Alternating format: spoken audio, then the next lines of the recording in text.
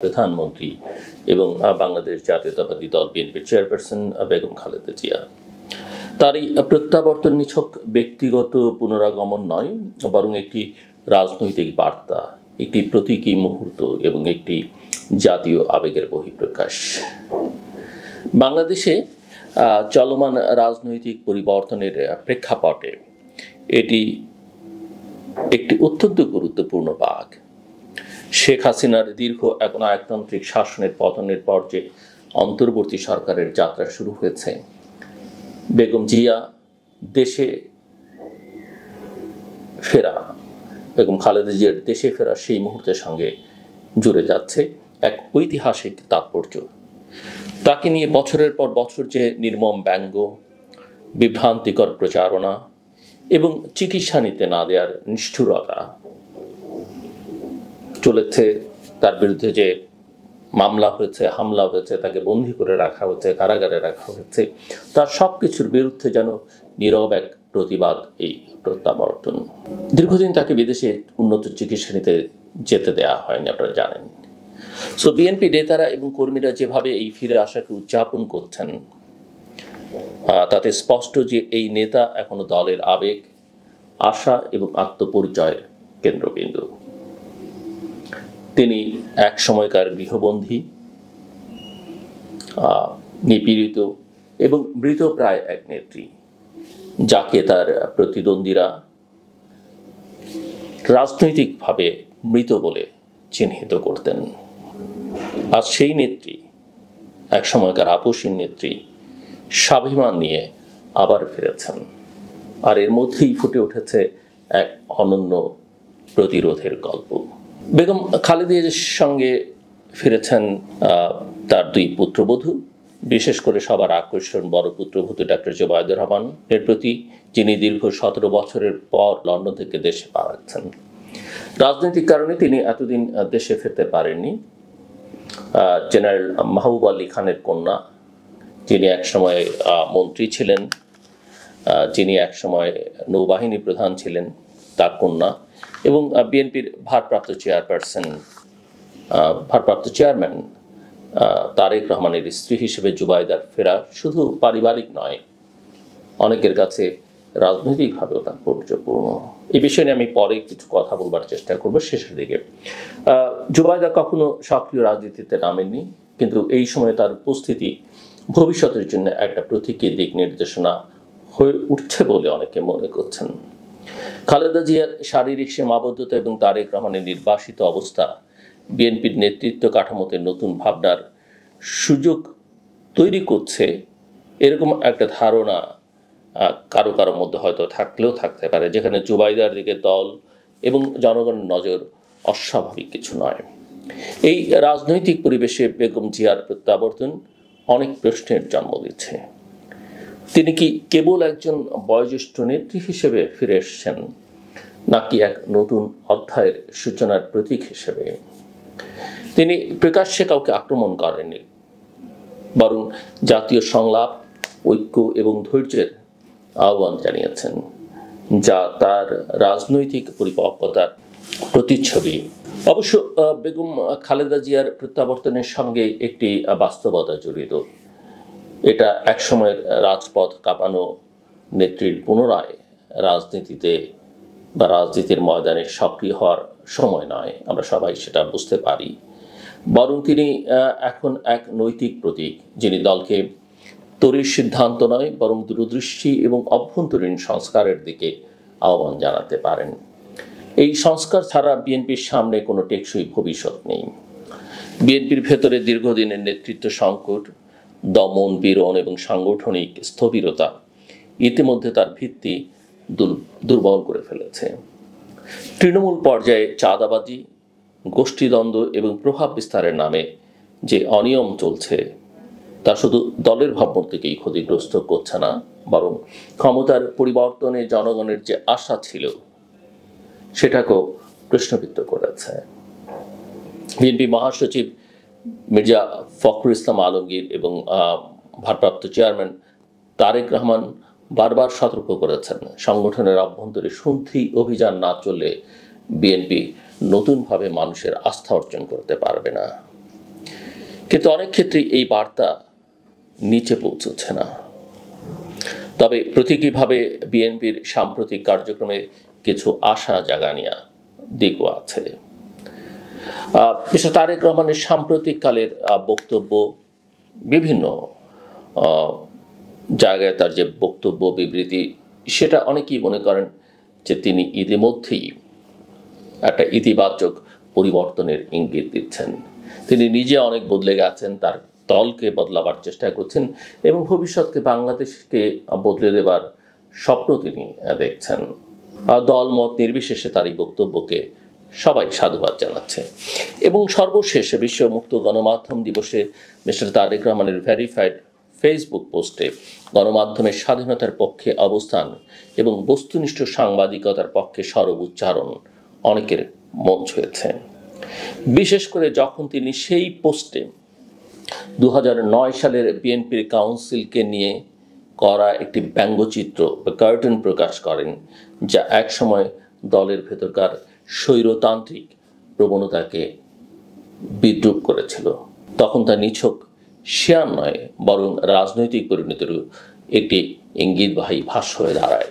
শুধু তাই নয়, ওই কার্টুন এটাও দেখাচ্ছে যে 2009 সালে কাউন্সিল এবং বিএনপি এর পরেও কখনোই আসলে ধারাবাহিকভাবে তার দলের ভেতরে যে গণতান্ত্রিক প্রক্রিয়া সেটা চর্চা করতে পারেনি। মিস্টার তারেক রহমানের এই পোস্টের মধ্য দিয়ে তিনি যেন বোঝাতে চেয়েছেন তিনি অতীতের ভুল এবং সমালোচনাকে অস্বীকার করছেন না, বরং তার মুখোমুখি হচ্ছেন এবং শেখার চেষ্টা করছেন। তবে শুধু ব্যতিক্রমী এক পোস্ট কিংবা নেতার কথার মধ্য দিয়ে সংস্কার সম্ভব নয়। দলের প্রতিটি স্তরে এই চেতনা ছড়িয়ে দিতে না পারলে, একে জনপ্রত্যাশার ভাষায় রূপান্তর করতে না পারলে, বিপ্লব বা অভ্যুত্থান যাই বলি না কেন সেটা অর্ধসমাপ্তই থেকে যাবে। এবং এই কার্টুন প্রচার করবার মধ্য দিয়ে মিস্টার তারেক রহমান এটাও প্রমাণ করেছেন যে একজন রাজনীতিককে নিয়ে ব্যঙ্গ করা যায়, তার সমালোচনা করা যায় এবং রাজনীতিবিদদের সেটা আসলে ভালোভাবে গ্রহণ করতে হয়, যেটা তিনি করেছেন বলে অন্তত প্রকাশ্যে প্রমাণ করেছেন। দল হিসেবে বিএনপি তখনও শুধু সরকারের বিকল্প, কিন্তু সমাধানের বিকল্প উঠতে পারবে না। আমরা যেটা বলতে চাইছি যে সরকারের হয়তো বিকল্প হিসেবে কেউ কেউ মনে করতে পারেন, কিন্তু সমাধানের যেটা অত্যন্ত প্রয়োজন তার বিকল্প হইতে বিএনপি পারবে কিনা সেটা একটা বড় প্রশ্ন। যদি মিস্টার রহমান এই ইঙ্গিত দেখাচ্ছে যে সেটা সম্ভাবনা বিএনপির মধ্যে এখন আছে। আরও একটা বাস্তবতা, বর্তমান অন্তর্বর্তী সরকার এখনও নির্বাচন পূর্ব সংস্কার, দল নিরপেক্ষতা এবং নিরপেক্ষ নির্বাচনের রোডম্যাপ জনগণের সামনে আনতে ব্যর্থ। এই অনিশ্চয়তা এবং সময়সূচির ঘোলাটে বাস্তবতাই জনমনে আশঙ্কা এবং ক্ষোভ তৈরি করছে। তবে একই সঙ্গে এটি একটি সুযোগও, যেখানে বিএনপি নিজেদের এক নতুন ভূমিকায় প্রতিষ্ঠিত করতে পারে। একটি দায়িত্বশীল, সংস্কারমুখী, গণমুখী দল হিসেবে যার লক্ষ্য ক্ষমতা নয়, গণতন্ত্র প্রতিষ্ঠা এবং জনগণের সম্মান ফিরিয়ে আনা। এই মুহূর্তে বিএনপির সামনে বা বাংলাদেশ জাতীয়তাবাদী দলের সামনে দুটো পথ খোলা। একটি হচ্ছে প্রতীকী আবেগকে পুঁজি করে পুরনো কাঠামো ধরে রাখা, যা সময়ের সঙ্গে আরও বেশি বিচ্ছিন্নতা তৈরি করবে। অন্যটি হলো দলের নেতৃত্বে স্বচ্ছতা আনা, তরুণ নেতৃত্বের সুযোগ তৈরি করা এবং পুরনোদের অস্বীকার না করা, অর্থাৎ তাদের অভিজ্ঞতার মূল্যায়ন করা এবং তাদেরকেও কাজে লাগানো, অভ্যন্তরীণ গণতন্ত্র জোরদার করা এবং সংগঠনকে নীতি নির্ভর ভিত্তিতে ঢেলে সাজানো। বেগম খালেদা জিয়ার দীর্ঘ রাজনৈতিক পথ চলা এটাই শেখায় অন্তর্জগতের শক্তি বহিঃপ্রকাশের সফলতা নিশ্চিত করে। তিনি 1981 সালে রাজনীতিতে প্রবেশ করেছিলেন স্বামী রাষ্ট্রপতি জিয়াউর রহমানের হত্যাকাণ্ডের পর, সম্পূর্ণ অনিচ্ছায়। একজন গৃহবধূ ছিলেন তিনি। এরপর সামরিক শাসনের বিরুদ্ধে আন্দোলন, বারবার গ্রেফতার, গৃহবন্দিত্ব, নির্বাসনের প্রস্তাব প্রত্যাখ্যান, এইসবের ভেতর দিয়েই তিনি রাজনৈতিক ইতিহাসে অমলিন এক অধ্যায় হয়ে উঠেছেন। 90 দশকের গণ আন্দোলনে তার নেতৃত্ব, 91 সালের নির্বাচনে জয় এবং 86 নির্বাচনে তার আপোষহীনতা মাঝখানে এবং পরবর্তীতে একাধিকবার প্রধানমন্ত্রিত্ব প্রমাণ করে তিনি কেবল একজন নারী নেত্রী নন, বরং গণতন্ত্রের অনিবার্য প্রতীক। আর যখন তিনি আর রাজনীতিতে প্রথম সারিতে নেই, তবুও তার নীরবতাই যেন বেশি কথা বলে। যে দেশে রাজনৈতিক প্রতিপক্ষকে নীরসভাবে আক্রমণ করাই নীতি হয়ে দাঁড়িয়েছে, সেখানে সংযমী হয়ে উঠেছে শ্রেষ্ঠ রাজনৈতিক বিবৃতি। বাংলাদেশের রাজনীতি এখন এক সন্ধিক্ষণে। ছাত্র এবং জনতার গণ আন্দোলনের মাধ্যমে ক্ষমতার পালা বদলের এই সময় একদিকে যেমন সম্ভাবনাময়, অন্যদিকে তেমনি ঝুঁকির। শাসন ব্যবস্থা সংস্কার, নির্বাচন কমিশনের নিরপেক্ষতা, বিচার বিভাগ এবং প্রশাসনের পেশাদারিত্ব, এসব প্রশ্ন এখনও অমীমাংসিত। এই প্রেক্ষাপটে বেগম খালেদা জিয়ার প্রত্যাবর্তন এক ধরনের নৈতিক ভারসাম্য তৈরি করতে পারে, যদি তা দলের মধ্যে প্রাতিষ্ঠানিক সংস্কার, নেতৃত্বে বৈচিত্র্য এবং দায়িত্বশীলতা আনে। বাংলাদেশের মানুষ বারবার প্রতারিত হয়েছে রাজনীতির নামে। তারা বারবার দেখেছে যে দলটি ফ্যাসিবাদের বিরুদ্ধে কথা বলে, তার কর্মীরা সুযোগ পেলেই তা অনুকরণ করে। সুতরাং জনগণের আস্থা অর্জন করতে হলে শুধু কথা নয়, কাজে তা প্রমাণ করতে হবে। খালেদা জিয়ার প্রত্যাবর্তন যেন একটি প্রশ্নের উত্তর খোঁজার শুরু। বাংলাদেশ কি পুনরায় একটি অংশগ্রহণমূলক গণতন্ত্রের দিকে যেতে পারবে? বিএনপি কি শুধু প্রতিরোধের দল না হয়ে প্রগতিশীল, ন্যায় বিচার ভিত্তিক এক নতুন রাজনৈতিক চেতনার রূপকার হতে পারবে? এই প্রশ্নের উত্তর সময় দেবে, কিন্তু তার ভিত করে দিতে হবে আজ থেকেই, ভেতরে, বাইরে, নেতৃত্বে এবং কর্মসূচিতে। খালেদা জিয়া হয়তো এই লড়াইয়ের সামনে থাকবেন না, কিন্তু তার প্রত্যাবর্তন একটি দরজা খুলেছে। এখন দেখবার পালা, এই দরজার ভেতর দিয়ে বিএনপি কি অতীতের ছায়া নিয়ে ঢুকবে, নাকি ভবিষ্যতের সম্ভাবনার আলো খুঁজে নেবে।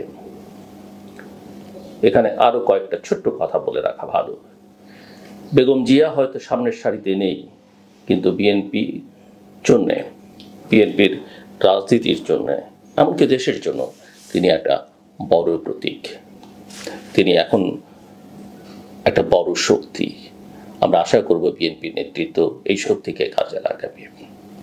তারেক রহমান, তার বয়স, সংগঠনের সঙ্গে তার সম্পর্ক, যোগাযোগ, তার নেতৃত্ব এবং সাম্প্রতিককালে তার বক্তব্য শুধু তার দলের ভেতরে নেই, গোটা দেশের জনগণের কাছে এক আশা জাগা নিয়ে। কিন্তু কিছু কিছু বিষয় এখনো খুব সতর্কতার সঙ্গে বিএনপির নেতা কর্মীদের লক্ষ্য রাখতে হবে। বেগম জিয়ার প্রত্যাবর্তনের সময়, যেখানে তিনি তার দুই পুত্রবধূ সহ ফিরে এসেছেন দেশে, জুবাইদা রহমানের কথা আমি একটু আগেই বলছিলাম, তাকে নিয়ে অনেক আলোচনা আমি দেখলাম, অনেক প্ল্যাকার্ডে, অনেক ব্যানারে তার ছবি। এই জায়গায় একটু সতর্ক থাকতে হবে। এই ধরনের, এটাকে এক ধরনের সাইকোফ্যান্সি বা চামচামি, কারণ এটা মোটামুটিভাবে স্পষ্ট যে তারেক রহমানই বিএনপির নেতা। তিনি ধরে নেওয়া যায় একটা ভালো নির্বাচন হলে বাংলাদেশের প্রধানমন্ত্রী হবেন। কেন আমরা তার পরিবারের অন্য সদস্যদেরকে সামনে নিয়ে আসবার চেষ্টা করব? কেন নেতা কর্মীরা করছেন? যেখানে প্রতিষ্ঠিত নেতা আছে, যেখানে শক্তির প্রতীক হিসেবে বেগম জিয়া আছেন, যেখানে মির্জা ফখরুল ইসলাম আলমগীরের মতো মহাসচিব আছেন, যার ইমেজ সারা দেশের মধ্যে একটা ডিসেন্ট ইমেজ, সেখানে কেন পরিবার থেকে আরেকজনকে নিয়ে আসছেন? হ্যাঁ, বাংলাদেশে ডাইনেস্টি পলিটিক্স, পরিবারতান্ত্রিক রাজনীতি নিয়ে আমরা কথা বলি বটে, কিন্তু বিএনপি কিন্তু, হ্যাঁ, বিএনপির নানা স্তরে সেই পরিবারতন্ত্রের ছোঁয়া আমরা দেখতে পাই, কিন্তু কেন্দ্রীয় নীতিতে সেটা বলা যাবে না। বেগম জিয়া রাজনীতিতে এসছেন, অনিচ্ছায় এসছেন জিয়াউর রহমানের মৃত্যুর পরে। তারেক রহমান খুব অল্প বয়স থেকে বিএনপির রাজনীতির সঙ্গে যুক্ত হয়েছেন। এবং পুরো দলের সাংগঠনিক প্রক্রিয়ার সঙ্গে কিন্তু তিনি দীর্ঘদিন ধরে যুক্ত, ধীরে ধীরে উপরের দিকে উঠে এসছেন। কাজে এটাকে পরিবারতন্ত্র বলা যাবে না। নিঃসন্দেহে জুবায়েদুর রহমান, তার যে পারিবারিক ব্যাকগ্রাউন্ড, তার যে শিক্ষা, একজন ভালো মেডিকেল স্টুডেন্ট ছিলেন, বিসিএস পরীক্ষায় তিনি চিকিৎসা ক্যাডারে প্রথম হয়েছেন নিঃসন্দেহে, এবং তার যে ইমেজ, তার যে ভাবমূর্তি, সেটা অনেকেই পছন্দ করেন। ভবিষ্যতে রাজনীতিতে তিনি আসতে পারেন, তারেক রহমান জুবায়েদার কন্যা জাইমাও আসতে পারেন, কিন্তু অযথা অপ্রয়োজনীয়ভাবে তাদের সামনে এনে আমি মনে করি না বিএনপি নেতৃত্বকে বা তার দলকে বিতর্কিত করবার কোনো প্রয়োজন আছে। সময় যদি তাদের চায় তারা আসবেন, অন্যথায় এই ধরনের নেতাকর্মীদের অতি উচ্ছ্বাস দলের ভাবমূর্তি ক্ষুণ্ণ করে, দলের নেতৃত্বের ভাবমূর্তি ক্ষুণ্ণ করে। এবং আমি যতটুকু জুবায়েদুর রহমানকে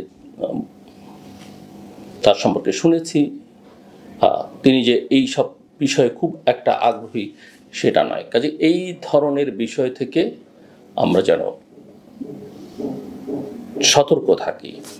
বাংলাদেশের গণমাধ্যমেরও এই ধরনের বিষয় নিয়ে অনেক উচ্ছ্বাস উৎসাহ আমরা দেখতে পাই, কিন্তু আমি মনে করি যে বাংলাদেশের গণমাধ্যম এখনো পর্যন্ত আসলে খুব একটা ম্যাচিউরড না।